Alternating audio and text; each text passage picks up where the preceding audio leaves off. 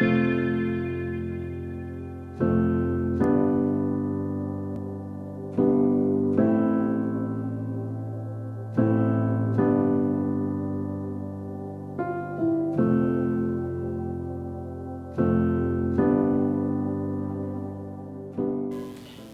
à tous, nous voici de retour pour continuer à étudier les différents livres de la Bible.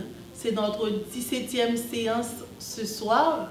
Je vous souhaite chaleureusement la bienvenue.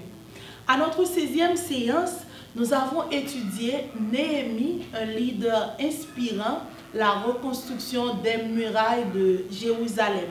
Juste pour souligner que Néhémie n'avait pas fait qu'une construction physique, également une construction structurelle et des réformes spirituelles à Jérusalem. Alors, tout comme Dieu avait fait provision pour sécuriser le peuple juif, nous croyons fermement qu'il agira pour notre pays, Haïti.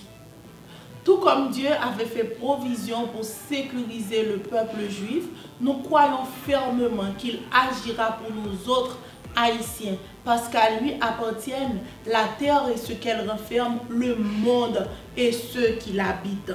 Aujourd'hui, nous allons voir le livre d'Esther et pour cette séance, le sujet c'est Esther, la main de Dieu derrière la scène. Juste avant de voir les détails de ce livre, accueillons notre pasteur enseignant. Bonsoir pasteur Augustin, comment ça va? Bonsoir Julka, ça va bien? Bonsoir tout le monde. Eh bien, c'est un plaisir de participer à Hebdo. Alors laisse te demander pasteur, est-ce que tu peux dire à nos amis connectés comment est-ce que tu te sens à ce stade de cette étude? Merci encore pour cette question. Vraiment, c'est intéressant de pouvoir vous dire aussi comment je me sens. Mais c'est pour moi une excitation. C'est pour dire que c'est une passion que de continuer l'étude de la parole de Dieu et de savoir aussi qu'il y a des personnes qui sont connectées, qui sont intéressées aussi par cette étude. Eh bien vraiment, je prie pour vous et j'attends de voir à travers vos questions que vous êtes en train aussi de grandir avec nous. Merci pasteur. Alors, sans transition, abordons les questions de nos fidèles participants. Okay. Comme première question, pasteur, que j'avais reçue pour toi, quelles ont été les réactions des prophètes de l'Éternel quand Salomon prenait autant de femmes d'autres peuples comme ses femmes? Bon, merci beaucoup pour la question d'abord, parce que je vois qu'il y a vraiment un intérêt dans cette question de Salomon qui a pris autant de femmes. Vraiment, c'est une question importante. Alors, ce qu'il faut souligner d'abord, avant de passer à une réponse plus ou moins formelle dans la Bible, c'est que le fait que c'était Salomon le roi, ce n'était pas les prophètes. C'est-à-dire qu'il pouvait recevoir certains conseils et en refuser d'autres. Quand nous lisons la parole de Dieu, notamment si vous lisez les chapitres 11 et 12 du livre de 1 roi, vous allez voir que pendant la vie de Salomon, il obéissait à la parole de Dieu. Certainement, il a pris des femmes, mais il continuait d'adorer le Seigneur comme toujours, et aussi avec la consécration du temple, et aussi avec ses contacts avec Dieu, parce que pour parler à Dieu, il n'avait pas besoin d'un prophète, ok? Et aussi pour que Dieu lui parle, bien souvent, Dieu lui parle directement. C'était rare, parce qu'en général, Dieu passe à travers un prophète pour parler au roi. Eh bien, là, Salomon avait ce privilège. Mais la vérité, c'est quoi? Prenons l'exemple de quelqu'un qui consomme l'alcool. On en prend.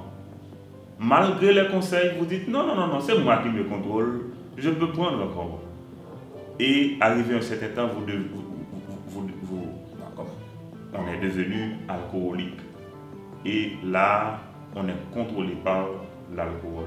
Et bien, c'est ce qui est arrivé à Salomon. Salomon, en tant que sage, pensait pouvoir contrôler les territoires à partir d'une stratégie d'une stratégie qu'il appelait les femmes. Parce qu'avec avec cela, il est en paix avec l'Égypte, il est en paix avec la Syrie, il est en paix avec tous les pays avoisinants. Mais malgré la paix diplomatique, mais ça n'empêche que le cœur de Salomon allait plier. Parce que Salomon n'était pas resté jeune toute sa vie. Il allait certainement devenir vieux. Parce que si on est roi et on passe 40 ans au pouvoir, le pouvoir vieillit aussi. Il ne faut pas oublier ça. Hein. Le pouvoir vieillit. Et à ce moment-là, je vais vous lire un extrait de la Bible pour vous faire comprendre. Je suis à 1 Roi chapitre 11. Il est dit, le roi Salomon aime encore beaucoup de femmes étrangères. D'abord la fille du roi d'Égypte, puis les femmes moabites, ammonites, édomites, sidoniennes, hittites. Pourtant, écoutez bien, le Seigneur a dit aux Israélites, ne vous mélangez pas avec les gens de ces peuples-là et ne les laissez pas se mélanger avec vous. Sinon, ils vont vous entraîner à adorer leur Dieu. Vous voyez, c'est clair. Et c'est Dieu qui le dit. Mais Salomon s'attache à ces peuples parce qu'il aime des femmes de leur pays. Remarquez bien, quelle pourrait être la position des prophètes? La même que Dieu. La même que Dieu. Et imaginez, avec les 700 femmes de haut rang et 300 femmes de deuxième rang, la Bible dit, elles ont beaucoup d'influence sur lui. Vous imaginez un homme avec toutes ces femmes et l'influence que chaque femme pourrait avoir sur lui. Mais la vérité est que Dieu le lui avait dit. Attention! Et ce qu'il faut comprendre au verset 4, quand Salomon devient vieux, ces femmes l'entraînent à adorer d'autres dieux.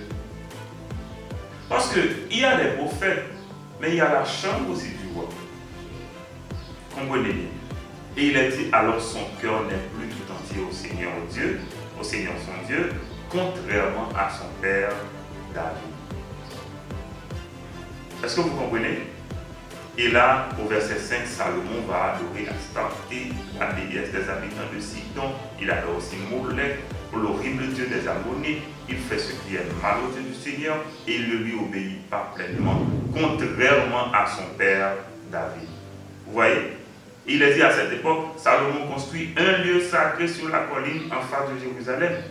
Et ce lieu sacré est destiné à qui? À Kémosh, l'horrible dieu des Moabites, à Molech, dieu des Ammonites. Il a dit de même, etc. pour ces femmes étrangères.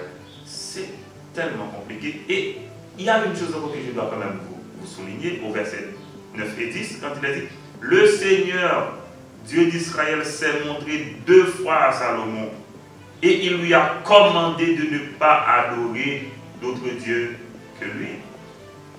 Mais Salomon n'obéit pas au Seigneur et son cœur se détourne de lui. Est-ce que vous comprenez? Maintenant, si le Seigneur lui-même est apparu à Salomon, ce n'est même pas un représentant. Là, je ne vois pas comment on peut imaginer la position des prophètes en dehors de la position de Dieu. Et encore, ce qu'il faut comprendre, et il y a certainement autre chose qu'il faut ajouter, c'est le fait que quand Dieu parle à Salomon, rappelez-vous ce qui va se dire, c'est pourquoi le Seigneur se met en colère contre Salomon. Au verset 11, il dit, et il dit, tu agis mal, tu ne respectes pas mon alliance, ni les ordres que je t'ai donnés. Alors, je vais t'arracher du royaume, je vais le donner à l'un de tes serviteurs.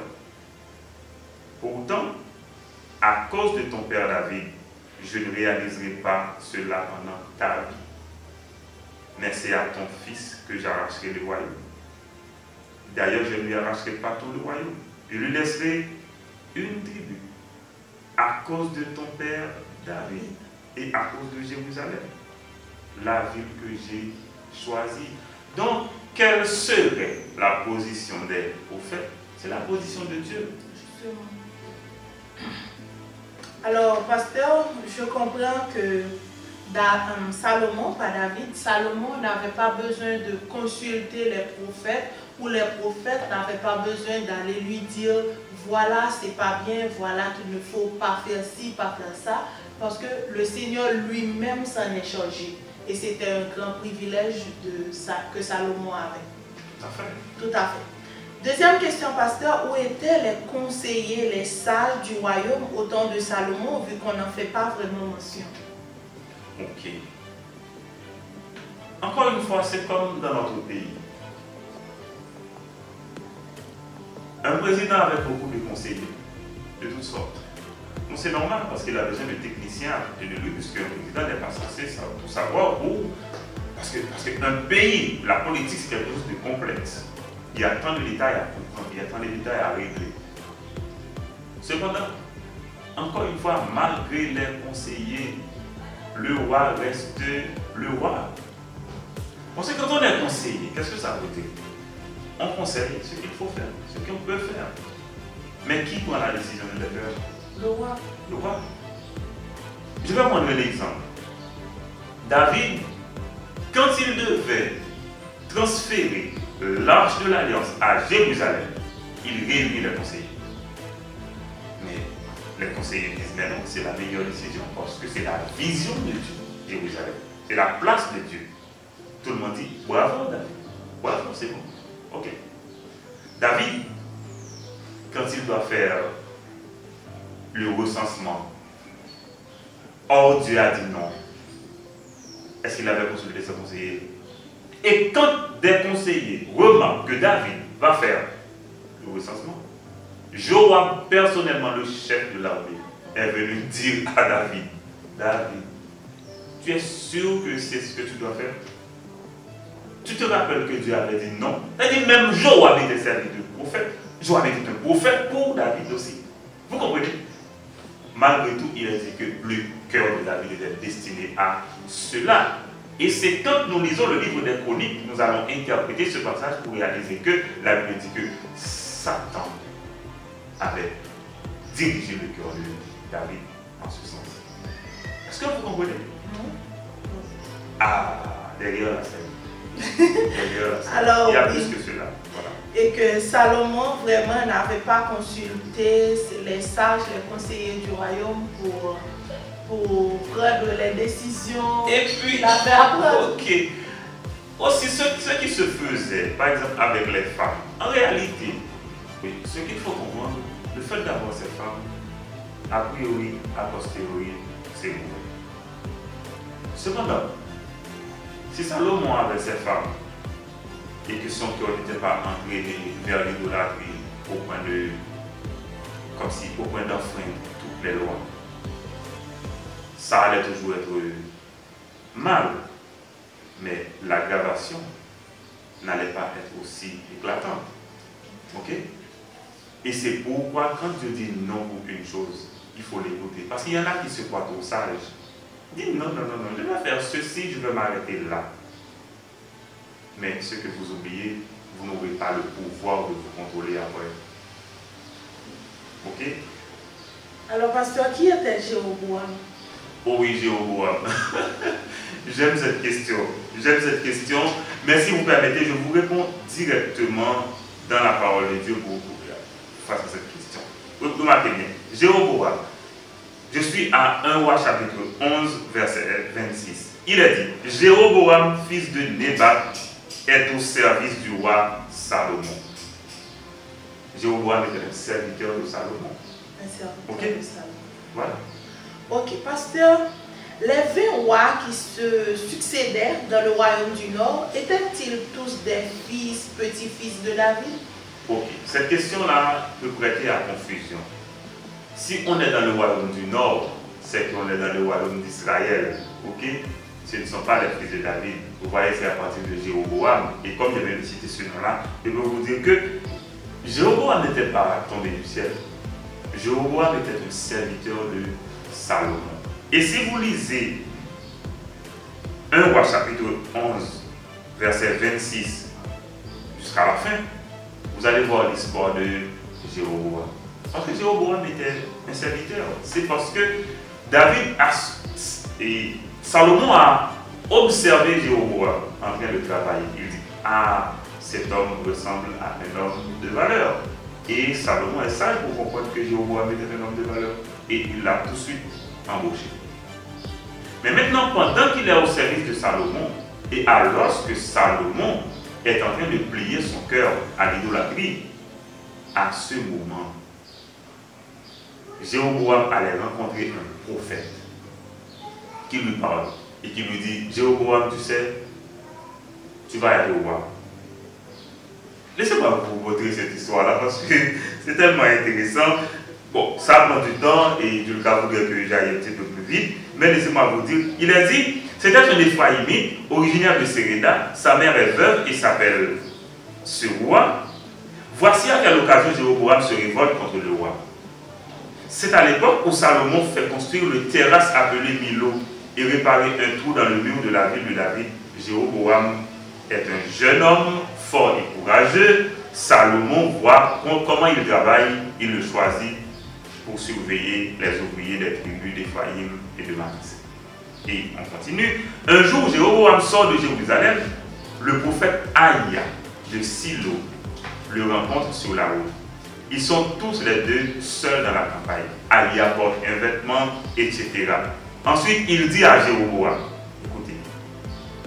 Et une illustration, c'est que le prophète a déchiré sa robe pour montrer à Jéroboam comment le royaume de Salomon va être divisé. Et il lui dit, écoute, prends pour toi 10 morceaux,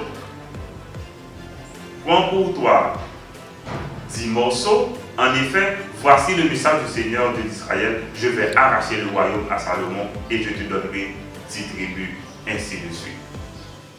Autrement dit, les choses ne se font pas comme ça.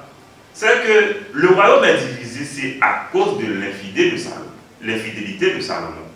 Et Dieu avait parlé à Jéroboam pour lui dire, à travers le prophète Aïa, pour lui dire, écoute, voilà ce qui va arriver et toi tu vas avoir les 10 tribus sous ton contrôle.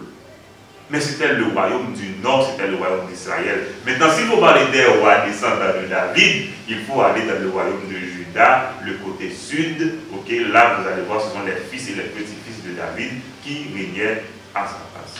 Parlant des 10 tribus du royaume du nord, pasteur, qui avaient disparu, est-ce qu'ils étaient tous dispersés ou morts? Ok. Alors ça c'est une très bonne question et je crois qu'il y a une référence biblique en 2 Chroniques qui donne, en 1 ou 2 Chroniques qui donne clairement cette réponse-là. Quand on parle de la destruction d'un royaume, cela ne veut pas dire que tout le peuple du royaume est détruit, mais la vérité est que tout le monde est dispersé ou bien amené esclaves. Maintenant, ils font partie d'autres peuples, notamment le peuple qui a conquis le royaume. Est-ce que vous comprenez? Mais ce n'est pas que tout le peuple était détruit. D'ailleurs, il est même dit en Apocalypse, suivez mon regard, ok? Il est même dit en Apocalypse que toutes ces tribus seront représentées par devant le trône de Dieu. Imaginez les 144 000. Il y aura 12 000 de chaque tribu d'Israël. C'est pour vous dire que c'est pas, quand on parle de destruction, c'est-à-dire là on veut parler que le royaume en tant qu'État n'est plus. Ok? Mais les citoyens sont dispersés à travers d'autres pays, et notamment le pays qui avait conquis le royaume. Ok, pasteur, considérons une dernière question parce que les réponses sont assez longues aujourd'hui.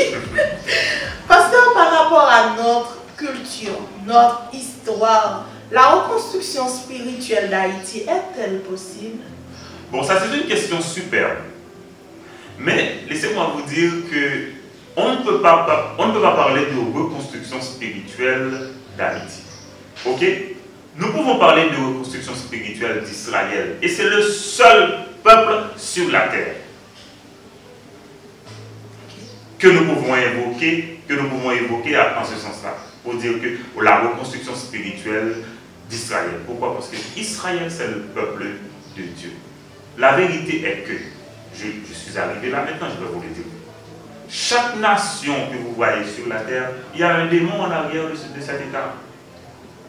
Contrairement à Israël. En arrière d'Israël, il y a Dieu. En arrière d'autres nations, il y a les démons. Il faut... Vous voyez, là je suis dans la prophétie, je suis dans l'Apocalypse là quand je vous parle de ça. Donc, je veux parler de la reconstruction spirituelle de l'Église. L'Église en tant que le peuple de Dieu parmi les nations. Je vais répéter le mot en créole pour que pas de confusion là-dedans du tout. Je ne suis pas capable de parler de reconstruction spirituelle d'Haïti. Je suis capable de parler de reconstruction spirituelle, de réforme pour l'Église. Parce que l'Église, c'est le peuple de Dieu parmi les nations. Dans l'Église, il y a un petit groupe qui est haïtien, un petit groupe qui est, comment nous les États-Unis, un petit groupe qui je ne sais pas, qui est juif, qui est partout dans le monde, qui forme l'Église universelle. Nous avons parlé de réforme dans l'Église locale. Okay? En Haïti, il y a des églises que nous avons parlé de réforme pour eux. Mais voilà la vérité, Azami. Mon cap dit pour Haïti a prié, mais qui ça a doué dit. C'est pour que peuple bon Dieu qui en Haïti t'a doué prier pour bon Dieu capable de délivrer pays nous. Mais c'est seul ça nous capable de dire nous. Parce que pour qu'il ait capable de dire, si nous regardons, l'attendez, si nous demandons le bagage, la nous, si nous mettons ensemble, nous demandons la exaucer nous, mais ça nous capable de faire. Mais de grâce, mes amis. Ceux qui disent, eh bien, comment Haïti va prier? Les vaudouisants vont se mettre ensemble avec les chrétiens pour prier pour l'exaucement, pour délivrer le pays d'Haïti. Mes amis, il ne faut pas mélanger les choses. Si vous parlez de reconstruction spirituelle, on va parler des croyants, on va parler de l'Église. Parce que si nous sommes des serviteurs et des servantes de Dieu, si effectivement que nous prions et que Dieu nous écoute, en réponse à nos prières, Dieu va nous aider dans notre pays. Alors, pas question de reconstruction spirituelle pour Haïti, puisque ça c'est... S'il faut parler de reconstruction spirituelle pour Haïti, on va demander que Haïti reprenne son vaudou et voilà. Vous voyez, c'est la racine. Ça concerne seulement les Juifs. Les Juifs, parce que c'est les Juifs, le peuple de Dieu. Et ça c'est clair, là nous ne pouvons pas rentrer dans le dossier ça, parce que c'est le Juif qui doit répondre. Sur ce, pasteur, je te dis merci pour la façon dont tu as abordé les questions avec sagesse. Bon, mais c'est un plaisir de répondre et aussi, nous sommes d'accord aussi avec des questions de relance aussi, s'il y a des incompréhensions, s'il y a des, je ne sais pas, des objections, nous sommes là, d'ailleurs nous sommes ouverts et c'est pourquoi nous sommes là. Merci également, chers amis connectés, pour votre intérêt à cette étude.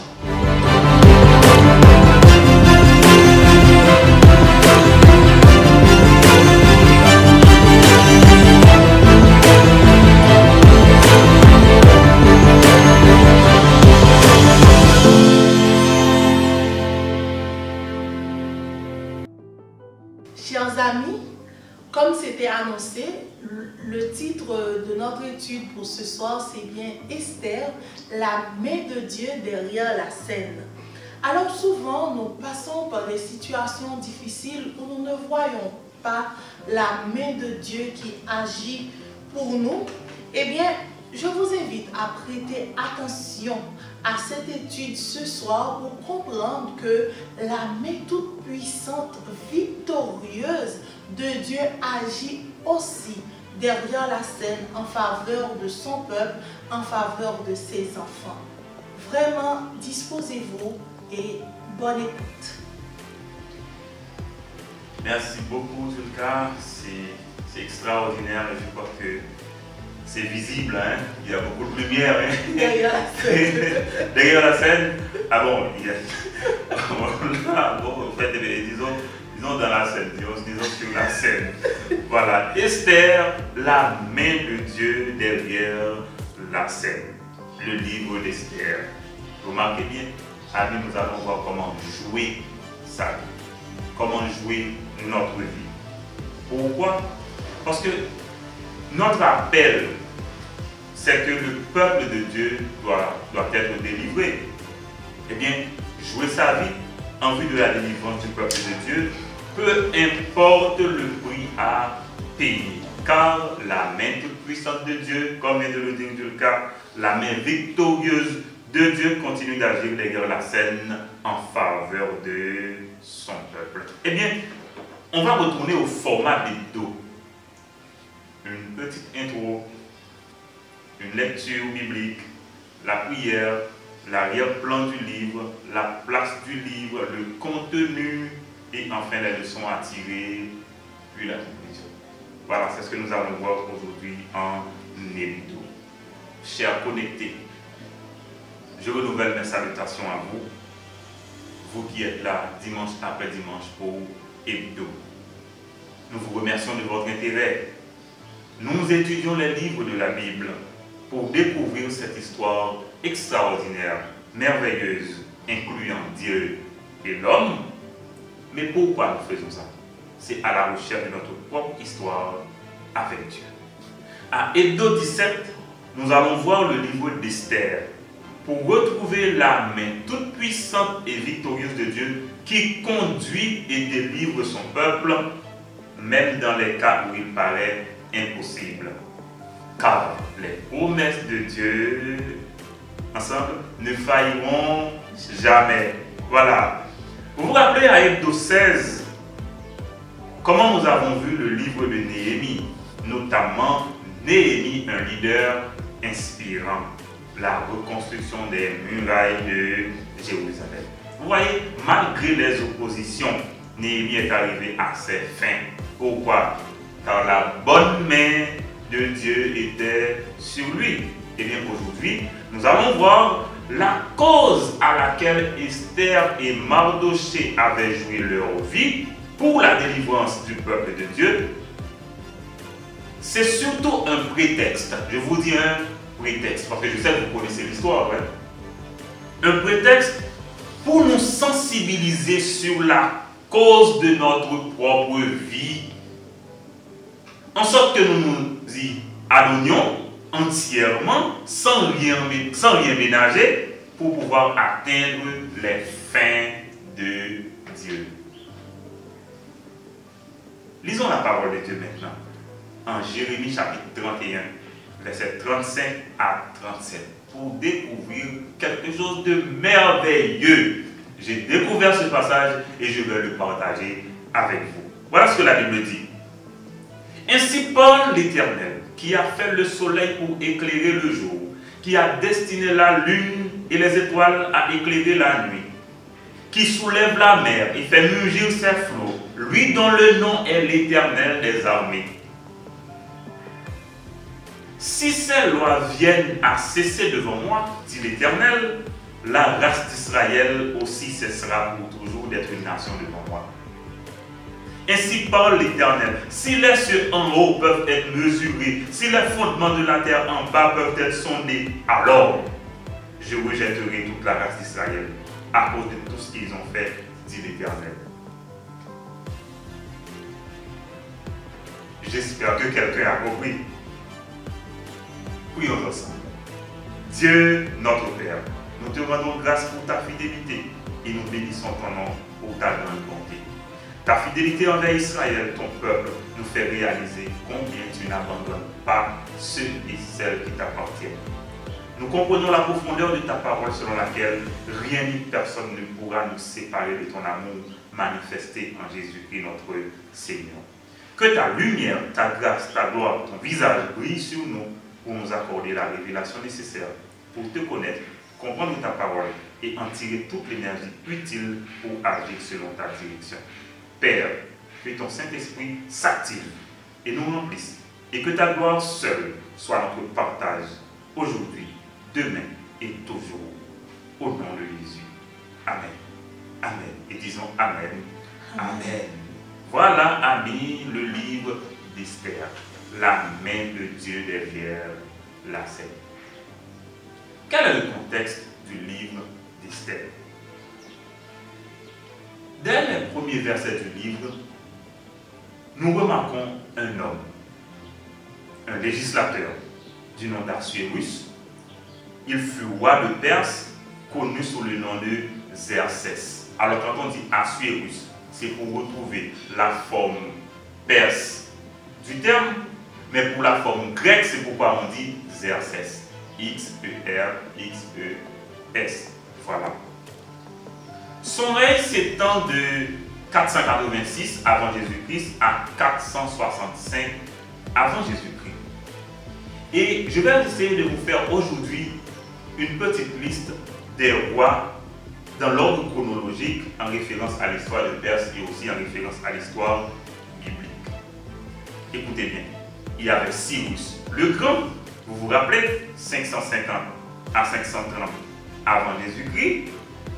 Vous pouvez lire Ésaïe chapitre 44 et Ésaïe chapitre 45 pour trouver ces informations-là et Esdras chapitre 1 et 2.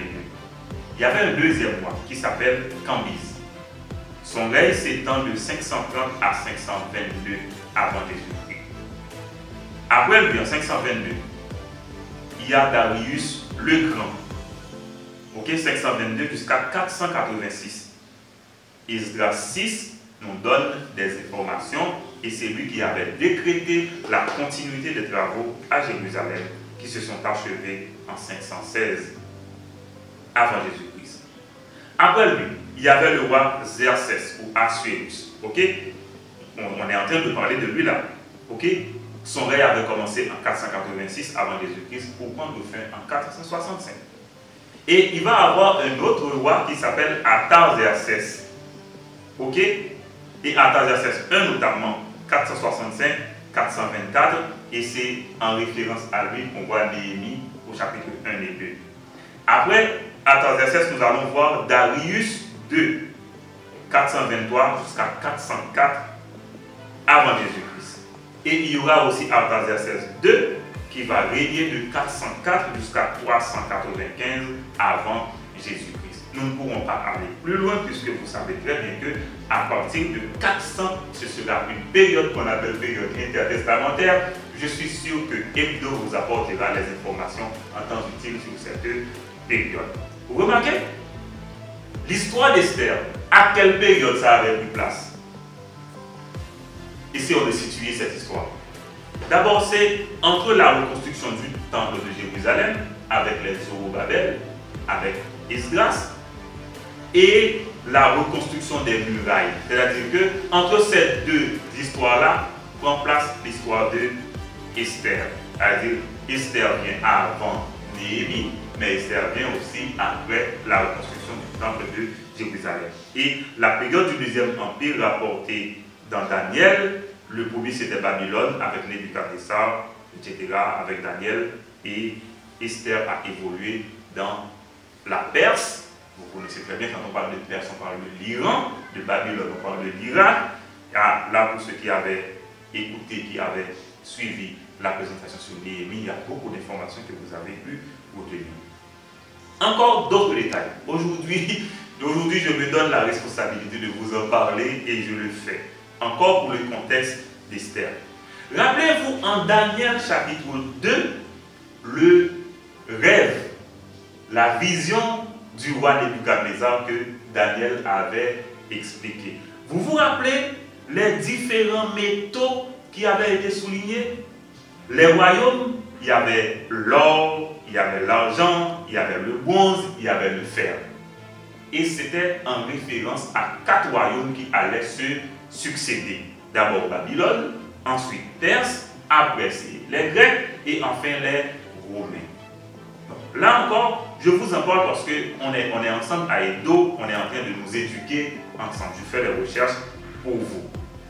Donc, je vais vous parler du point de vue de l'homme. Mais du point de vue de Dieu, il va les présenter sous forme d'animaux. D'abord, il voit un lion, il va avoir un léopard, il va avoir d'autres choses. C'est pour dire que c'est la même histoire qui est racontée en Daniel chapitre 2 est reprise en Daniel chapitre 7 pour nous donner une bonne instruction sur cette histoire. Comme je viens de vous dire, les 4 royaumes qui allaient se succéder, c'était Babylone, Médo-Perse, Grèce et Rome. Et vous allez voir que le royaume Alors, en ce qui concerne Rome, c'est à cette époque que Jésus-Christ aussi allait naître. Okay? Parce que vous voyez, Perse, même avec le roi, et à l'époque Esther, qui s'appelait encore comment, vous vous rappelez, Xerxès, eh bien, déjà ce roi était en guerre contre la Grèce. Et il voulait conquérir la Grèce, et ça allait mal tourner, et c'est pourquoi eh bien, la Perse allait perdre la grande puissance, et bien, ça allait appartenir aux Grecs. C'est pour nous dire qu'il y a beaucoup d'histoires, et la Bible est vraie. Ces histoires-là, vous pouvez les vérifier dans d'autres histoires aussi.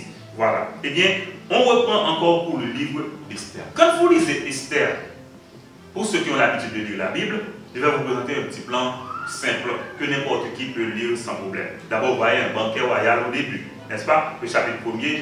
Et à l'occasion de ce banquet, Vashti perd la couronne royale. Je ne sais pas pourquoi, quand il y a banquet dans le livre d'Esther, quelque chose va décrocher. Ok? Et Esther est devenue la nouvelle reine au chapitre 2.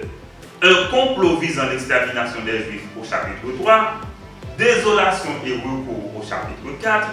Esther s'engage à jouer sa vie pour la délivrance du peuple au chapitre 5. Mardoché, c'est la loyauté récompensée au chapitre 6. Nous allons voir la plaidoirie d'Esther au chapitre 7. Et à partir de cette plaidoirie pour les avocats, eh bien, le peuple de Dieu allait obtenir à Perse le droit de se rassembler et se défendre au chapitre 8 et au chapitre 9 et 10.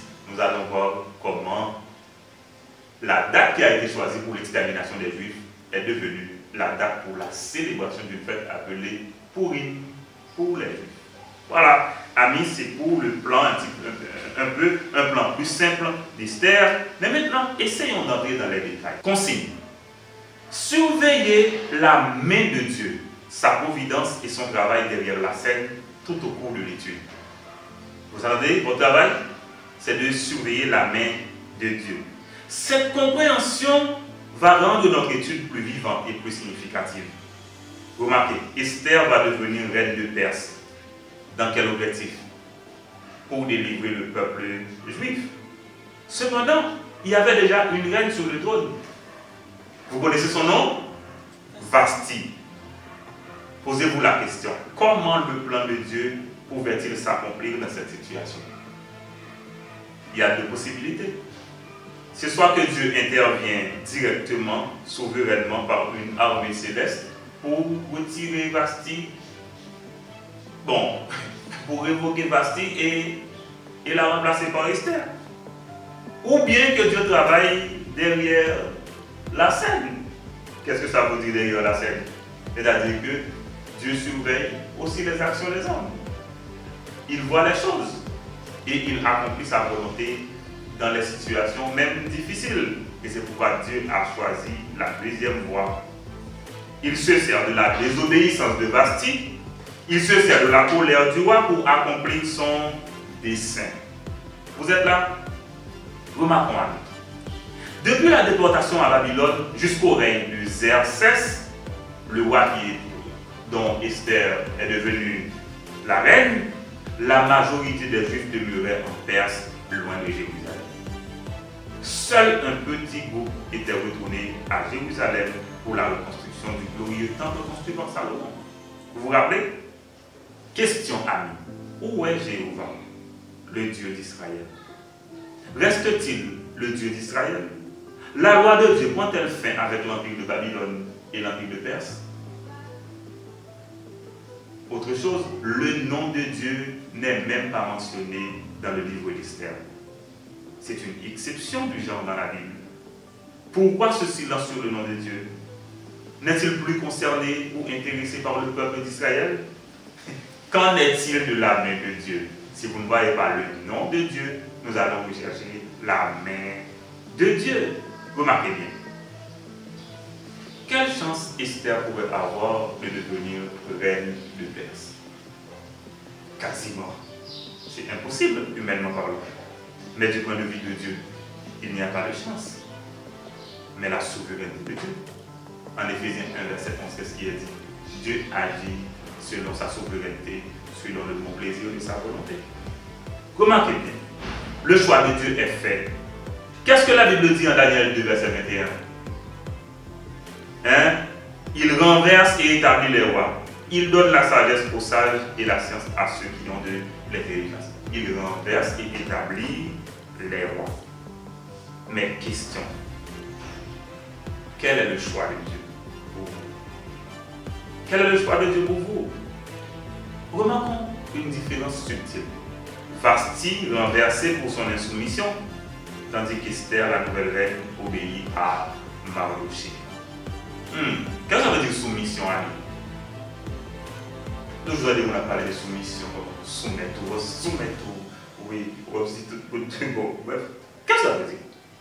Se soumettre, c'est accepter délibérément le choix et l'ordre arrangé par Dieu. Dieu peut décider d'une manière, tout comme Dieu peut décider d'une autre manière. Mais ce qui est sûr, Psaume 76, verset 10, je ne vais pas vous dire ce que ça dit, allez chercher vous-même pour réaliser que l'homme peut célébrer Dieu même à travers sa fureur. Autrement dit, dans sa fureur, on agit parce qu'on pense faire mal.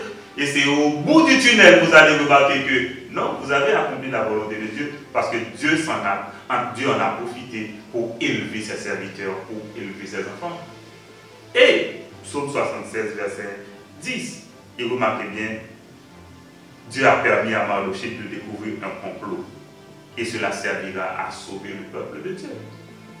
Pourquoi je le fais comme ça, amis? En général, je prends les histoires, je consulte les détails dans la Bible. Mais quand vous connaissez l'histoire, eh bien, nous voyons un autre aspect de cette histoire. Remarquez bien, au chapitre 2, Esther allait devenir reine. Mais, amis, vous et moi, nous pouvons consulter ce passage pour remarquer les critères du roi pour choisir une reine. Il n'y a rien qui m'étonne que cette histoire. C'est fascinant parce que ça ressemble à un feuilleton. Remarquez bien. Pour le roi Assuérus, il y a deux choses qui comptent. La beauté et la beauté. Bah, j'avais dit deux, mais pourtant c'est trois. La beauté et la beauté. Alors on résume les critères du roi en l'apparence physique. Moi je suis sûr que en Haïti là, le roi Assuérus allait pouvoir choisir. Bon, les choix du roi allaient être multiples. Parce que cherche le roi? La beauté et la beauté. Et je vais résumer ça, c'est l'apparence physique. Écoutez, mais la beauté, est-ce une simple question de peau? Il est dit que la beauté est aussi intérieure, n'est-ce pas? Que cherche-t-on chez un jeune homme, chez une jeune fille? Là, je m'adresse aux jeunes. Que cherchez-vous? La beauté. Mais la beauté n'est pas seulement physique. Mais question, qui produit la beauté intérieure? Si Dieu a produit la beauté extérieure par la création, et si Dieu a produit la beauté extérieure par l'intelligence qu'il vous donne pour vous soigner, bon, aujourd'hui, à regarder tout le cas, il n'y a pas à questionner de ce qu'on peut voir. Mais aussi, la beauté intérieure, c'est un produit aussi de Dieu. Mais Dieu produit, Dieu construit la beauté intérieure par l'intelligence, par la sagesse. Il y a tant de choses qu'il faut citer. Je vais vous laisser aller. Je vais vous revenir rapidement sur ces questions-là. Mais, question, comment acquérir la beauté intérieure? Comment devenir la personne que l'on veut être?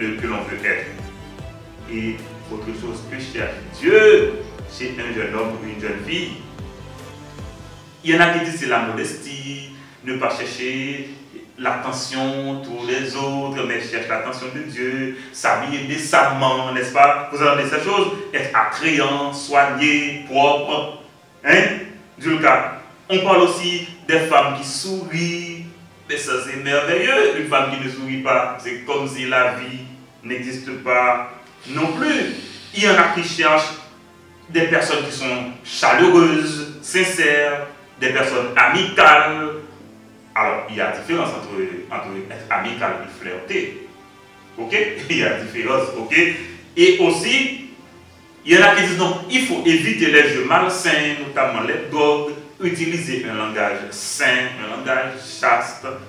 Il y en a qui disent mais il faut être attentionné, hein, être utile envers les autres, être sexuellement pur.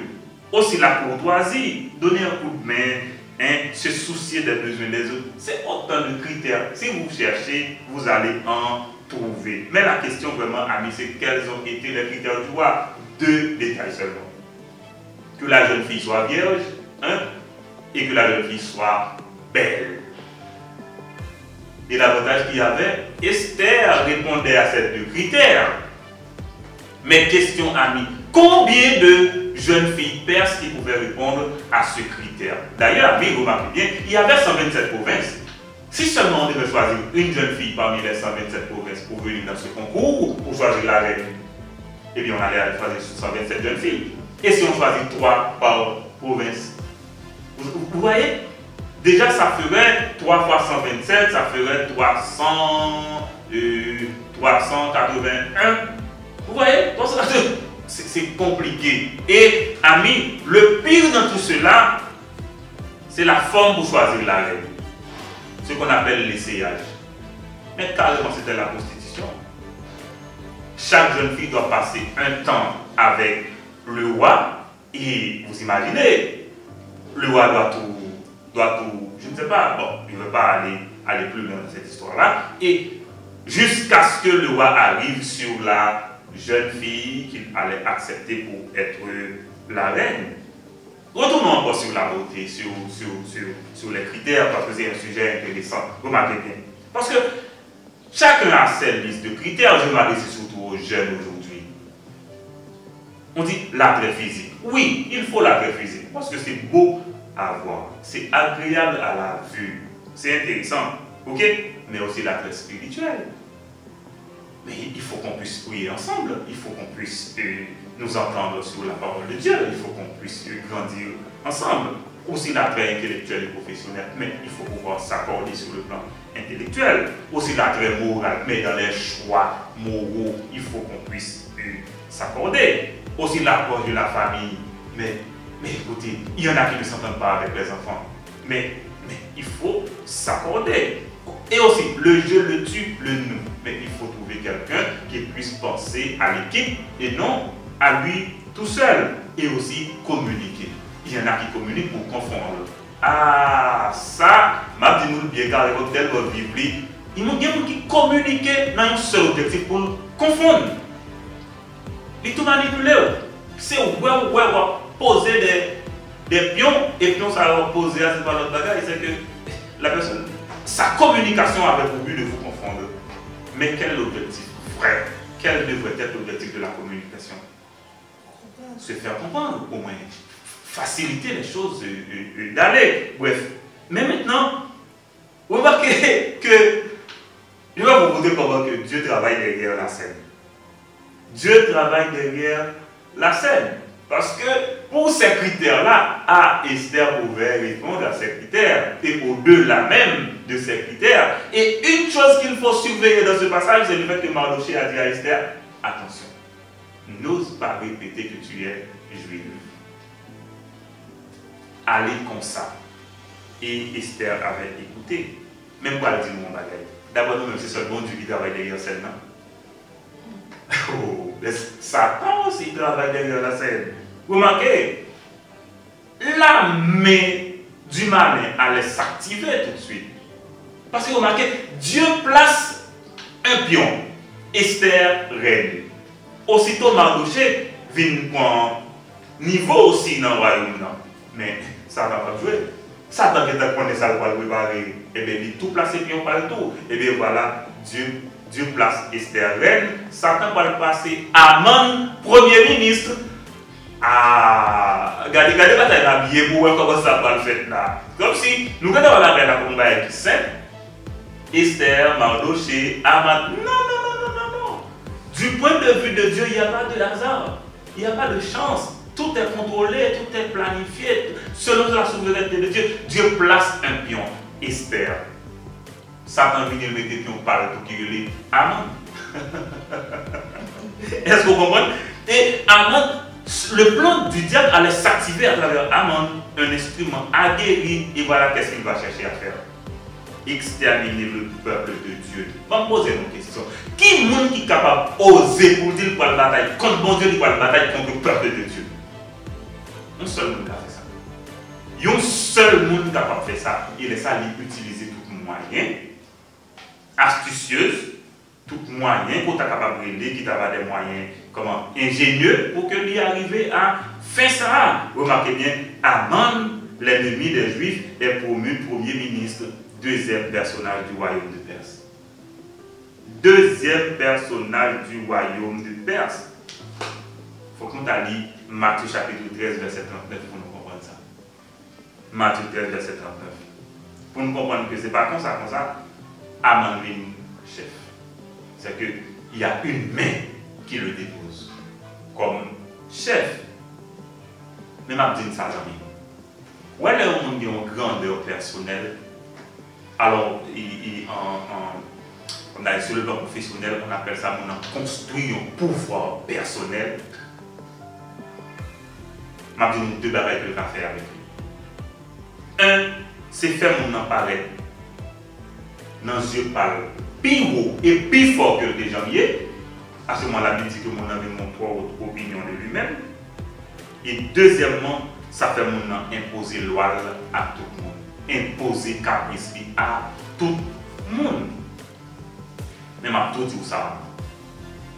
Je vais tout dire ça. Si vous êtes chrétien, si vous êtes petit, mon Dieu, vous allez dire il y a aussi le droit de désobéir. Ah, on va comme ça? On va comme ça?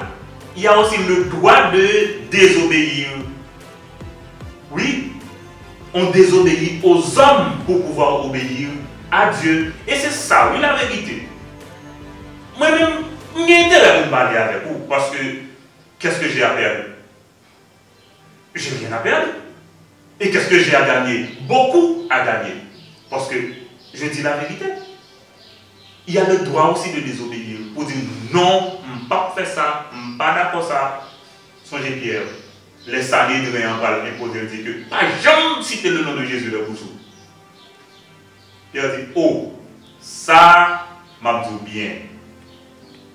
Je ne peux pas obéir à moun, je m'a obéir à bon Dieu. Donc aujourd'hui, oh, écoutez, ça m'a fait là. Si je ne pas faire, qui est-ce qui a avantagé? Vous me posez une question bien. Je parle de mon Dieu, je présenté parole de mon Dieu. Même pas dire qu'il sacrifice que mon Dieu fait avec moi pour m'arriver là. Bon, ou pas le faire. Et l'on va le faire. À qui est-ce que ça fait plaisir?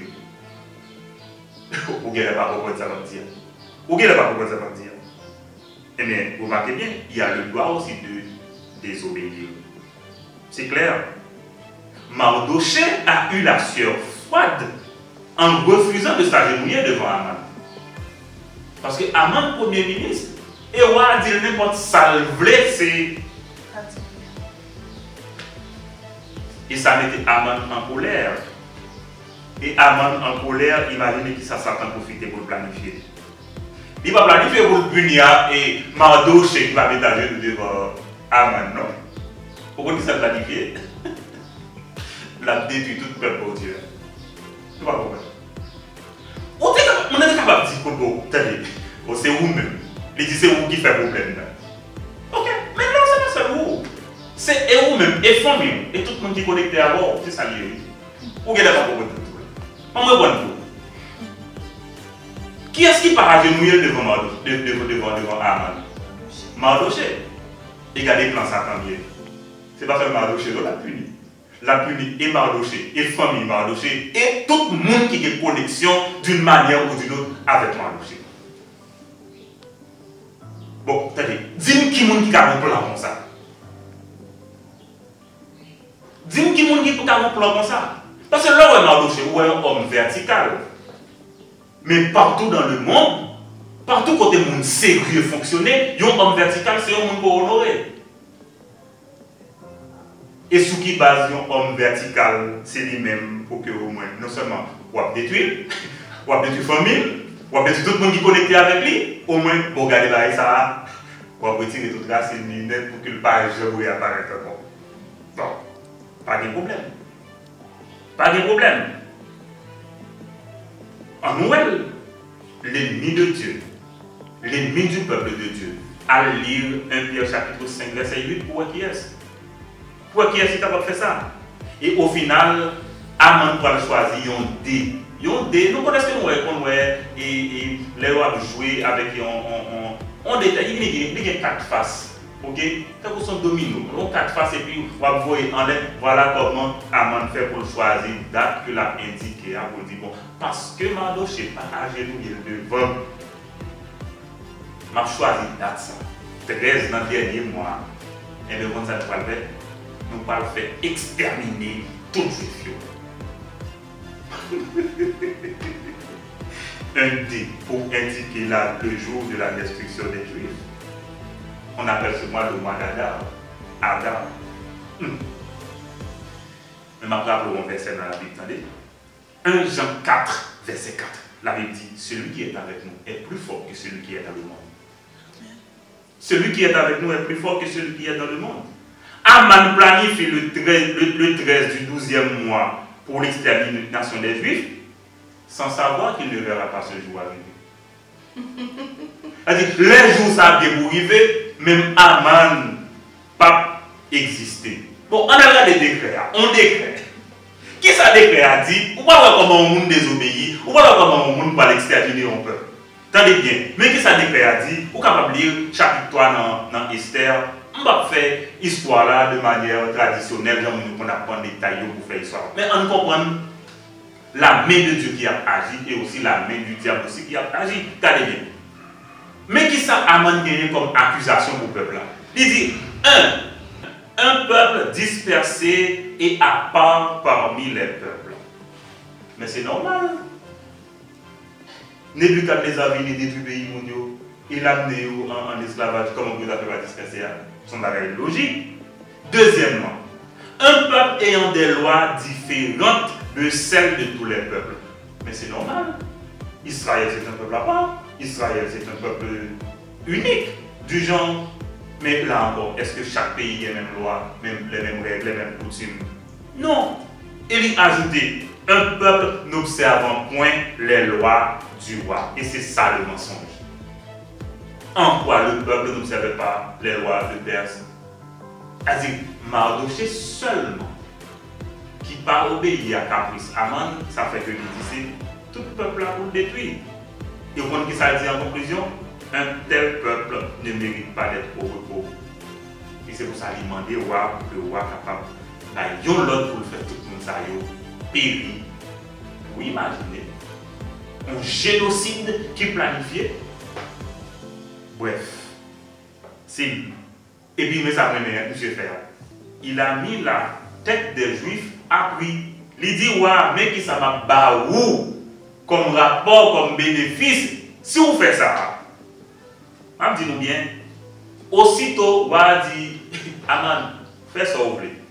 Pour question d'argent, gardez l'argent pour vous, parce que nous n'avons pas de problème d'argent. Ok, nous n'avons pas de problème d'argent ici. Mais si on besoin de faire, ou mettre fait. Ouais, d'accord. Mais quelqu'un qui t'a posé cette question, quelle est la va connaître si Esther c'est Eh bien, aussitôt, information partie décret publié, et on va dire nous bien, il y a un historien Hérodote, un historien grec, qui rapportait que la presse perse était la presse la plus efficace de l'histoire. De moment information sortie dans le royaume, toute province est au courant. Comment est au courant ce qu'on est? Roi mettait un cavalier autour du royaume qu'il a. Et il fait concours entre eux. Moun qui a privé par information avant. Il a payé pour ça, la distinction pour ça. Oh, 2000 km avec les chevaux, c'est. On va le faire. Et aussitôt, toutes les informations étaient parvenues dans toutes les 127 provinces qu'il faut détruire ces juifs-là au 13e jour du mois d'Adar. Nous ne pas comprendre. Et ça qui est plus difficile là, c'est que pour avoir même révoquer une loi que les mêmes finissent signer. Ça qui est différent pour Babylone. Parce que à Babylone, le roi est souverain. Il peut révoquer la loi, il peut. Mais à Perse, c'était pas ça. Bon, posez une question, on réfléchit ensemble. Qui sont à faire ce que tu vas apprendre dans 11 mois de vie, toute famille, tous parents, tous amis, tous voisins, toutes connaissances, tous concitoyens, tout bien pour nous.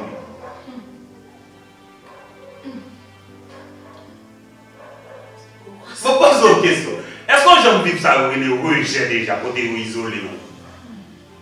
Yo tout gars de ça passé, n'a mis tout là. Yo va me reléguer là pour personne n'a de connexion avant. Et même pas tout qui a connexion avant. Gars. Mais ça va faire. Vous aimez ça? Vous regardez. Si vous connaissez le Ketson, vous savez qu'il ne peut ne pas parler. Il va parler quand même, puisqu'il a une bouche et Dieu l'a fait comme ça. Regardez. Bon, va dire va mourir. Mais qui sont à faire? Eh bien, Mardoché, les Juifs de partout, tous dans la désolation, dans la tristesse, dans la détresse. Je riais tout à l'heure. Mais c'est encore très sérieux. Ils ont posture, des habits, des sangles, des cris privés de nourriture, tous pour symboliser la désolation des Juifs. Parce que c'est une mauvaise nouvelle pour apprendre que dans un temps là, qui pas trop loin, toute famille, tout pays, tous amis, toute connexion, tout est pour mourir. Étrangement, ça nous rappelle le peuple de Ninive, lorsque le prophète Jonas annonce la destruction de toute la ville et ses habitants et ses richesses dans 40 jours.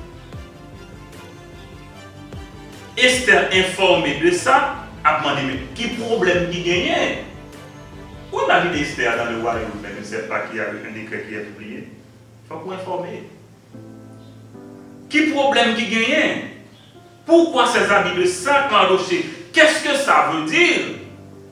Et maintenant, Mardoché fait parvenir à Esther une copie du décret et il sollicite Esther pour la côte roi pour la intercéder en faveur du Juif.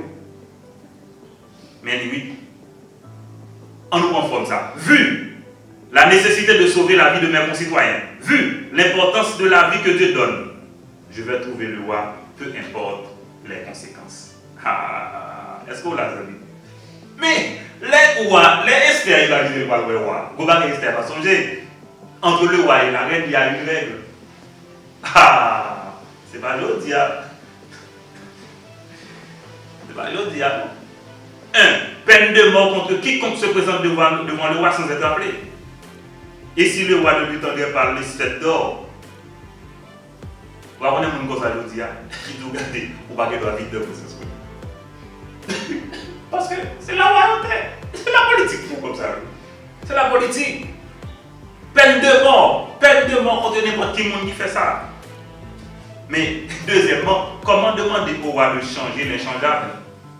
Parce qu'un décret, une lettre portant signature du roi de Perse ne peut être révoqué. Et aussi, le risque d'avoir le roi contre l'idée d'accorder la vie aux Juifs, d'après les raisons évoquées par Aman, dans l'acte d'accusation des Juifs, comme il était fait dans le chapitre 3, verset 8 là. Et aussi les considérations du roi aussi pour Aman. Nous allons oublier ça. Donc l'intervention de la reine semble un projet mort-né, un projet qui semble impossible. Et dans le plan de Dieu, Matthieu 19, verset 26. Je dis à qui ton équipe, si espace pour compléter le vous-même. Mais en Awel, on y a coûte que coûte. Mardoché pourra faire appel au raisonnement dans Esther. Mais qui ça, Mardoché pourra dire Esther en résumé? En regardez. Il dit écoutez, Esther, bien que le risque soit grand de périr en intercédant pour les Juifs en ce moment, mais Esther, si vous ne pouvez pas mourir aujourd'hui, dans 11 mois, que ça va arriver, vous ne pouvez pas mourir quand même. Eh bien, essayez quand même. Vous regardez pourquoi?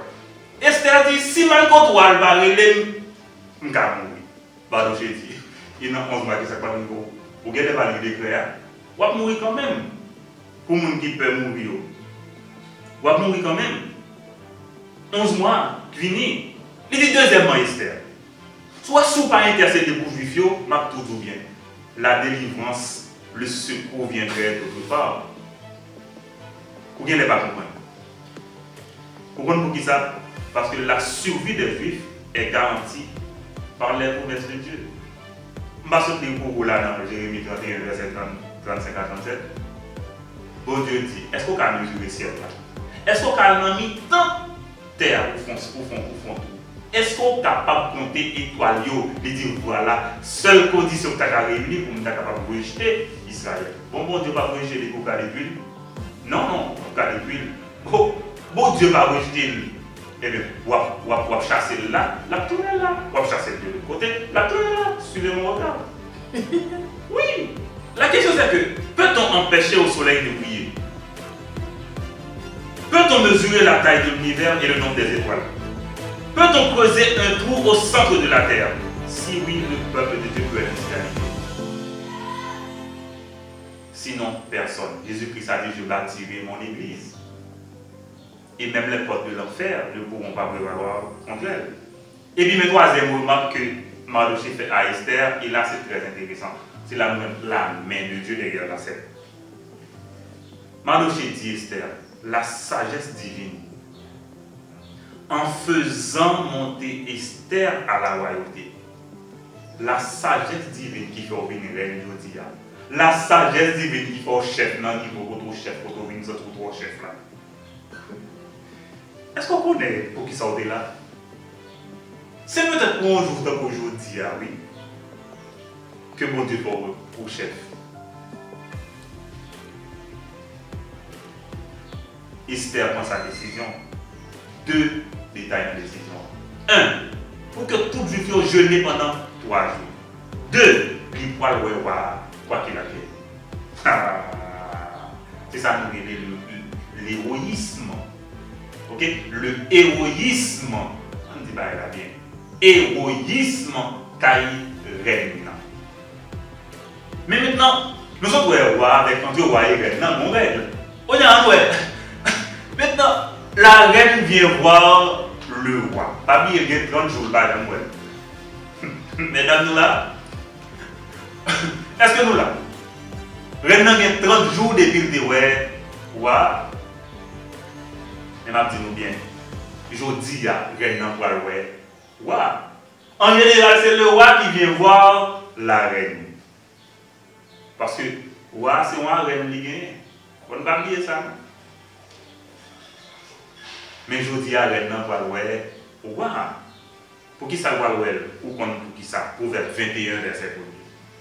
La Bible dit, le cœur du roi est un torrent entre les mains de Dieu. Est-ce que vous l'avez amis? À peine arrivé, le roi voit la reine. Il dit, ah, équipe là, un problème, oui. Même la reine a fini. Un problème, oui. Alors, tout de suite, vient avec le modèle salguin. C'est pas un roi tout le monde peur d'ici à l'ouel, il y a mourir. Roi tout dit, tout le monde est reine qui a besoin, qui a gagné. Même si c'est à moitié dans le royaume, dans le besoin, vous ne pouvez pas regarder. Moi-même, je vais dire tout de suite, c'est pas n'importe qui. C'est pas n'importe qui, n'est-ce pas? Quelle est ta requête, reine Esther? Voilà la question.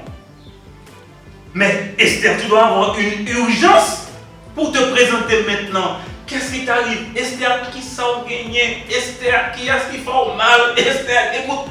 Mais Esther, qu'est-ce que tu as? Mais... Et le roi va promettre à Esther de lui donner totale satisfaction à sa demande. Et le roi promet à Esther d'être généreux envers elle. Il dit, regardez, non seulement on fait ça au monde, on va faire plus.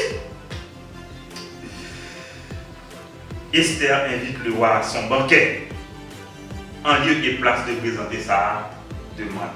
C'est-à-dire, il plus fort passer nous, monsieur. Il plus fort passer nous, monsieur. Parce qu'il y a des bagages tant que vous pas réglé, il y a des bagages tout qui parce que pas possible. Ok? Lui inviter voir. Peut-être qu'elle sent que le moment n'était pas encore venu pour parler. Mais la main de Dieu derrière la scène. Dieu dit à Esther, attention, ne dis rien, pour qu'on dise rien, quittez le lieu. Et bien nous parlons comment une situation impossible va la transformer en solution surprise. Jérémie 32, verset 17. Bon verset. Et Esther seulement dit, l'on a venu parmi Aman. L'on a venu dans le bancaire, menez Aman. Le roi dit, Esther, quand même sous demande de roi, il peuple de Baoul. Et puis c'est Aman, nous avons demandé pour Baoul, Aman, tout de suite en allée. Premier jour bancaire, Aman a sorti dans le bancaire tellement content, tellement joyeux. Parce qu'Aman a contrôlé 1. Des richesses, 2. Des enfants, 3. Promotion, 4. Invitation exclusive. Vous voyez là-bas pour Reine a invité au roi dans un banquet et puis il demandait le seul Aman qui pourra accompagner. Nous ne pouvons pas dire ça qu'avait dit pour un homme de roi. Oh, on a dit, on était ministre là, oui. On était premier ministre là, oui. On a pas nos cérémonies tellement énervées. On passe que capote. Oh, monsieur le ministre, monsieur le ministre. Qui est un ministre? Hein? En vérité, vous pouvez écouter. Moi-même, écoute, moi je me pose la question. Qui est un ministre? Que pasteur, dans son discours, monsieur le ministre, oh! Comme si nous deux coups me transportés au XVIIe siècle, côté de une équipe flatteur dans le royaume, comme si nous vraiment. Moi, écoutez-moi, ça me choque des fois. Et quand on parle à Dieu, on est. Oh, Dieu le pur. Non, mais non, monsieur le ministre, c'est quoi ça? Mais c'est un homme. Mais c'est un homme. Bon. De grâce. De grâce. Mais malgré tout ça, Aman beaucoup satisfait. Donc, bon, je dis qui vous plaît. Aman a sauté dans le palais, a sauté dans le bancaire. Qui m'ont dit reporté dans la barrière là? Mardoché. Toute joie Aman te gagné, tout transformé en colère. Aman tellement en colère, il vient encore plus furieux. Il dit que non, il faut me précipiter. T'as des plans qui s'altèrent dans 11 mois là, détruire.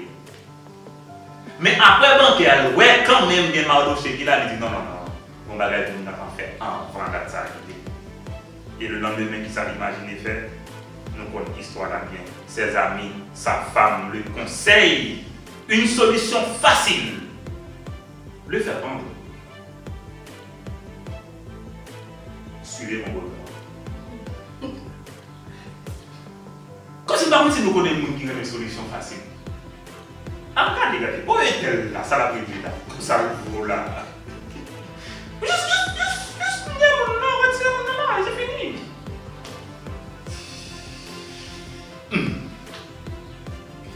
Solution facile. Le faire pendre. Vraiment.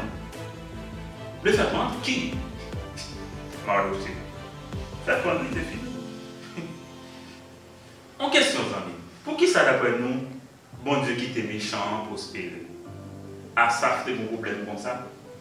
Quand il a posé bon Dieu question, on ne va pas comprendre ça. Mon nom méchant, et puis regardez comment tout a fait la marché.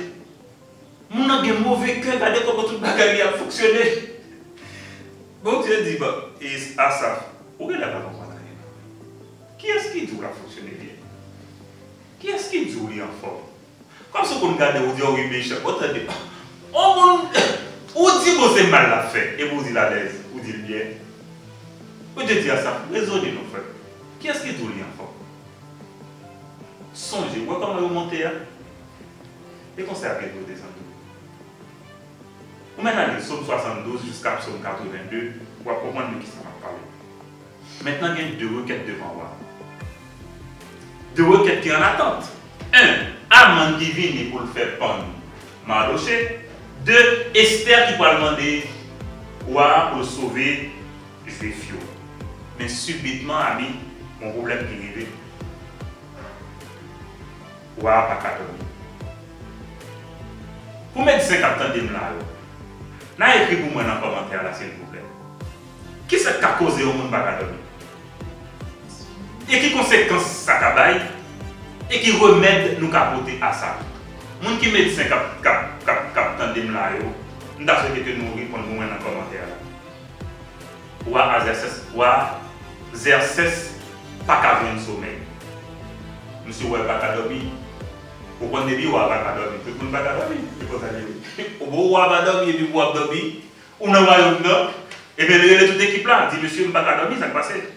Et bien si pas qu'à dormir, cherchez chronique pour moi toute histoire royaume non. M'attendez lire pour moi. Regardez, il y a des gens qui pas qu'à dormir, pas bon ça on fait. Mais roi pas qu'à dormir, il demande pour lire chronique archive. Et pendant qu'il a lu, on a dit, oh oui, ça c'est bon, c'est pour la tête. Vous connaissez, c'est bon. Soudain, quelque chose attire et capte l'attention du roi. Non seulement l'attire l'attention du roi, mais capte l'attention du roi. On a dit, quoi? 4 à 5 ans de cela, Mardochée a sauvé la vie du roi en découvrant et en révélant un plan d'assassinat contre le roi. Et qu'avait-il reçu? Rien, monsieur le roi. Oh, rien? Une telle action héroïque? Ah, Zabim, les mounblio, m'a dit, au moment venu, bon Dieu a fait songer. Parce que ce n'est pas vous-même qui a fait la guerre, mais bon Dieu a fait. Quittez bon Dieu fait. Mais maintenant, on a un paradoxe pour arriver là. De côté, Aman veut faire pendre Mardochée pour se venger de lui. De l'autre côté, qu'est-ce qui est arrivé? Le roi va décider d'honorer Mardochée pour le récompenser. J'ai mon paradoxe aussi beau. Et bien ça va arriver, ami. L'ennemi public numéro 1 devient le citoyen le plus héroïque du royaume. Pourquoi, ami? Il est chanceux, Mardochée. Qu'est-ce qu'il fait? Il est chanceux. M'a béni. Ce matin-là, Aman arrive avec son plan infernal contre Mardochée. En même temps, Dieu lui prépare une surprise. Une surprise. Une surprise, quelle est cette surprise? L'homme qu'il veut pendre est celui que le roi veut honorer. À entendre cela, Aman oublie tout de suite son plan de pendaison contre Mardochée. Aman essaie de penser à lui-même que le roi veut honorer. Bon, Aman, qui sont-ils fait? Bon, besoin de question, Aman. Qui sont-ils fait? Pourtant, des rois de honorer au monde qui te fait vos bagailles, bon, ou même ou dans tes tous c'est où? Qui sont-ils fait? Au moins, Aman, il faut gagner mémoire. Qui sont-ils fait? Paradoxalement, ami, ça me rappelle David en 2 Samuel chapitre 12. Lorsque le prophète Nathan raconte l'anecdote sur son adultère et son crime. Vous savez que ça va dire, mon ça fait ça, tout de suite il faut le mourir. Tout de suite il faut le mourir. Parce que par contre, il s'est dit, eh bien, nous parlons de bagages, amis. On dirait que Aman a une vérité pour les victoires. On va dire qui ça. On va poser des questions à Aman.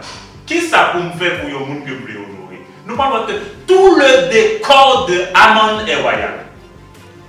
Il dit, mon roi, si vous voulez honorer au monde, 1. Vêtements royal. 2. Cheval royal. Et 3. Couronne royale. Tout est royal. Tout est royal. Mais maintenant, le choc. Aman apprend que tout cet honneur ne lui revient pas, mais revient à son ennemi numéro 1 qu'il entend pendre aujourd'hui. Aman apprend que tout ça qu'il peut faire là, vêtements royal, cheval royal, couronne royale, tout bagage ça c'est pas pour lui, tout bagage ça c'est pour qui est encore pour ennemi numéro 1 yoye.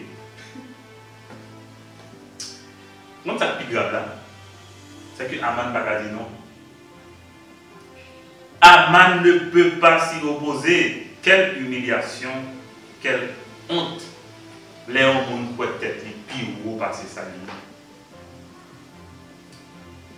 Aman honore l'homme qu'il est le plus. Le Seigneur commence par changer la donne, n'est-ce pas? Nous d'accord? L'atmosphère a commencé à détendre. Regardez bien, les somnies du roi, la lecture des chroniques, c'est bonne chance ou bon Dieu? Ah, on dit ça. On dit bonne chance. On dit l'autre genre. Bon Dieu. Il n'est pas chanceux. Il a un bon Dieu qui travaille souverainement selon le bon plaisir de sa volonté. Éphésiens 1, verset 11, Proverbe 13, verset 33. On dit de dire je te sors sur vous, on n'a pas dit, ou pas qu'il doit jamais. Il y a des gens qui disent ça, ou pas qu'il doit jamais.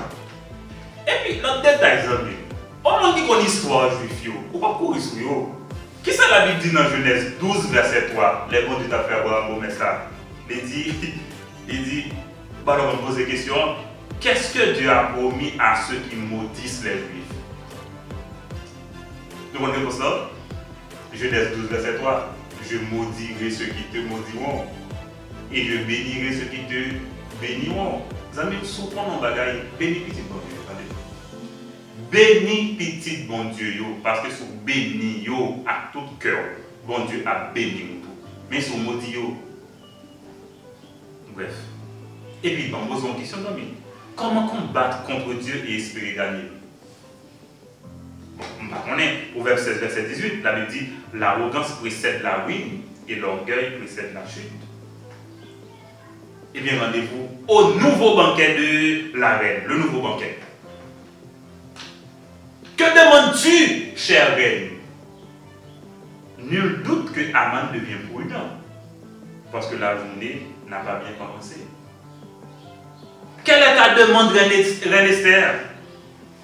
Le temps de briser le silence et le suspense.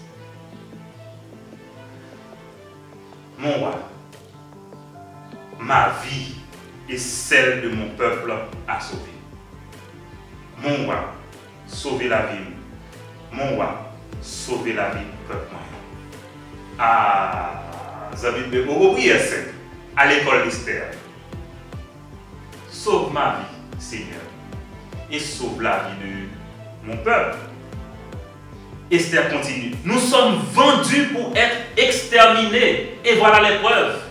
Le décret. Roi, un peu saisi. Question du roi. Qui est l'auteur de ce projet? Parce que m'a dit bien 100 000.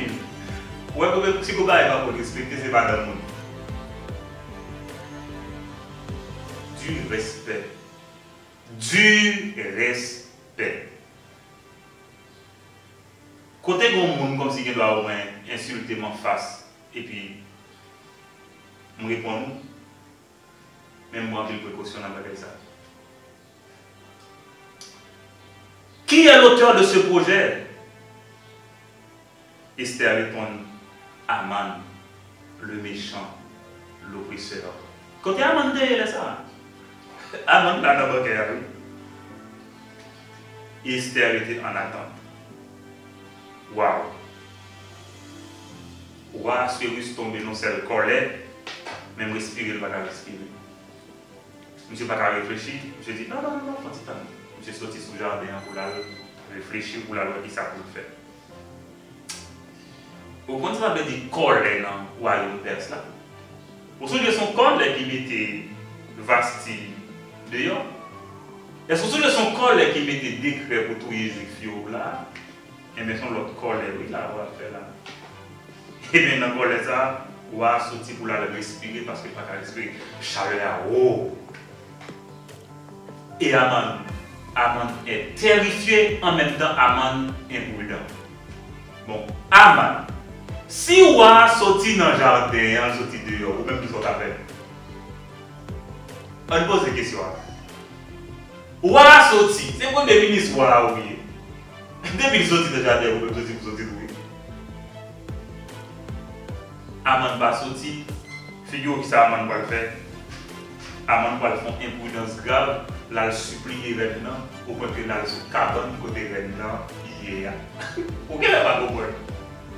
Madame voilà, ou fait plan pour tout yo, et qu'on y a mis ou à rentrer de colère là, qu'on y a pas venir parler, ça pour le faire. Il joue nous qui côté sous cabane là, soit fait. Non, Aman gagné, il faut dire mon l'autre bagaille Aman, ça oublie faire. Comment on fait arriver sous cabane, même pas comprendre. Bon, oui, c'est supplié, on t'a supplié, non, mais Aman, on est prudent tout. Eh bien, peine capitale pour Aman. Peine capitale, oui, mais en Perse, depuis on va voir peine capitale. On va être simple, il y a venu au couvrir tout. Il couvrir tout. Depuis au couvrir tout, ça veut dire que le pouvoir va vous vivant. Et Aman. On va arriver sur Aman pour nous finir. Qu'en est-il du décret maintenant? Parce que le décret est irrévocable. Ah oui, on ne va pas connaître en politique. Le décret est irrévocable. Mais le décret n'exclut pas un autre décret autorisant les Juifs à attaquer de se défendre et se venger de quiconque étant la main contre eux. Elle dit oui, il y a aussi un décret qui est irrévocable pour détruire les Juifs, mais dans le décret, il n'y a pas de dire pour les Juifs de défendre, non. Et mais bon, l'autre décret qui parle pour nous attaquer les Juifs, si on nous attaque nous, défendre nous. Et comme ça, les biens d'Aman confisqués, Aman pendu, Mardoché en place. Aman, alors on dit bien, les biens d'Aman confisqués, Aman pendu, Aman remplacé. Et jusqu'à présent, Esther demande que l'affaire soit réglée légalement. Voilà, dit Esther dans la main. Depuis qu'il finit l'écrit, il va révoquer. Et bien voilà comment Juifs va gagner deux droits fondamentaux que va gagner. Un, droit pour nous rassembler librement. Deux, droit pour nous défendre, pour nous venger en cas d'agression. Décret scellé, publié, distribué. Nous sommes techniques déjà pour que ça circule. C'est ça le renversement de la vapeur. Le pasteur Raoul Wafo appelle ça un retour à l'expéditeur. Et bien, désormais, amis, 14e jour dans 12e mois, qui t'a pas consacré pour destruction du feu, et bien, date ça va consacré pour une célébration de une fête que vous avez Purim. Vous comprenez ça Purim? En hébreu, pour dire dé, le dé qui a été jeté, pour jeter le sort contre les Juifs, ou dit pour. Pour mettre le pluriel, ça fait Purim. Et les Juifs, par ironie, ce n'est pas celle qui ont des noms qui étaient jetés. C'est un pile dé qui était jeté. Laissez ça profiter, célébrer, fêter comme mon Dieu, délivrer. Et vous voyez ça qui parle de là. Mardoché qui est nouveau, qui est le premier ministre, il y a un décret royal qui va établir fête ça. Et Mardoché va honorer tant par les Juifs que dans le royaume. De considérer Mardoché comme un sage, comme un homme vertical. Voilà pour l'histoire. Question Anne. Qui leçon qu'a tiré de l'histoire comme ça? Premièrement, la plus importante personne de l'histoire du monde, la plus importante personne, c'est Dieu, le Dieu vivant. Et comment ça fait? Il va tout le monde accès à la présence de Dieu. Sous la dispensation de la grâce, tous nous avons accès à la présence de Dieu. Moyennant que, n'est-ce pas? Nous, pour tes là qui vont oublier, nous accepter Jésus. Nous pas nous Saint-Esprit. Nous avons la présence. Contrairement au roi, si pour tes well, si pour Esther tes well, mais ça qui fait là, c'est que Esther, avant d'aller maintenant, il était gelé. Elle était bien dans le mais pas personne qui est importante dans les gens. Deuxième leçon qu'a tiré, c'est que même sans être nommé, Dieu n'a jamais abandonné son peuple. La main de Dieu a toujours travaillé victorieusement en faveur de son peuple. Sur les livres d'Esther, on va attendre non, mon Dieu pas cité. On leur leçon, Esther, reine de Perse, Ça, c'est la main de Dieu dans cette histoire. Comment on t'a fait pour devenir? Dans sa providence, Dieu travaille derrière la scène. Le bienfait oublié sera rappelé au temps marqué par Dieu. Mardochée récompensé à temps en vue du salut du peuple de Dieu. Aussi, en exil, le peuple de Dieu peut encore témoigner de sa bonté et de sa providence. Là, je vais parler avec le monde qui vivent dans le pays d'Haïti, qui partout dans le monde, qui occupent de grandes fonctions. Aussi, jouer sa vie, c'est l'opportunité de faire partie des élites de Dieu. En ce sens que, ou qu'on est dans quel domaine qu'on dirait, ou investir, ou vivre là-dedans, ou exceller là-dedans, pour faire accroître ou ailleurs, mon Dieu, il faut utile à l'autre monde. Ou comment on est capable de faire partie des élites de Dieu. Et puis, la question de jeter le sort. Proverbe 16, verset 33. Mon cap jeter sort sur mon cap, maudit mon. Mais écoutez, la décision vient de Dieu. Aucun cheveu de notre tête ne tombe à terre sans la permission de Dieu. Et puis, il y a une chose importante aussi, le second décret. Le second décret. Eh bien, si à cause du péché, c'est mon premier décret qui condamne nous, à cause de Jésus-Christ, un deuxième décret, la nouvelle alliance, la nouvelle naissance qui libère nous. Donc, amis, on a fini pour nous dire que c'est dans le désespoir, lorsque la situation semble ne pas avoir de solution, que le Dieu souverain se révèle encore plus efficace et maître des temps, contrôlant toutes les circonstances. Voilà, amis, c'était le livre d'Esther, la main de Dieu derrière la scène.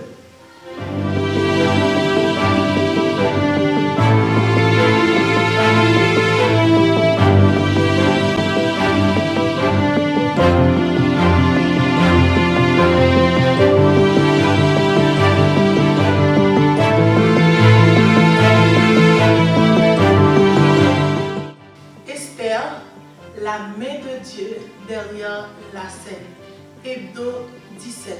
C'est tout ce que nous venons de voir dans le livre d'Esther. C'est une joie, une passion pour nous de partager avec vous ce que nous apprenons, ce que nous comprenons de la parole de Dieu. Vraiment, Dieu a fait provision pour ce temps à travers le foyer de communion et je vous encourage à en profiter. Je remercie notre Dieu pour sa provision. Également, merci à toi, pasteur, de ta bonne disposition à enseigner la parole de Dieu. Également, je voudrais remercier toute l'équipe du foyer de communion. Je voudrais aussi remercier nos partenaires. Je voudrais également remercier Top View qui fait un travail de qualité dans le foyer de communion. Merci à vous, chers amis connectés, pour votre participation à nos sorties. Et nous sommes une grande famille. Restons unis dans l'amour, dans le respect, dans l'obéissance à la parole de Dieu. Et tout ça pour la seule gloire de notre Dieu Père. Nous vous aimons beaucoup. Bonne fin de soirée. À dimanche prochain, Dieu voulant.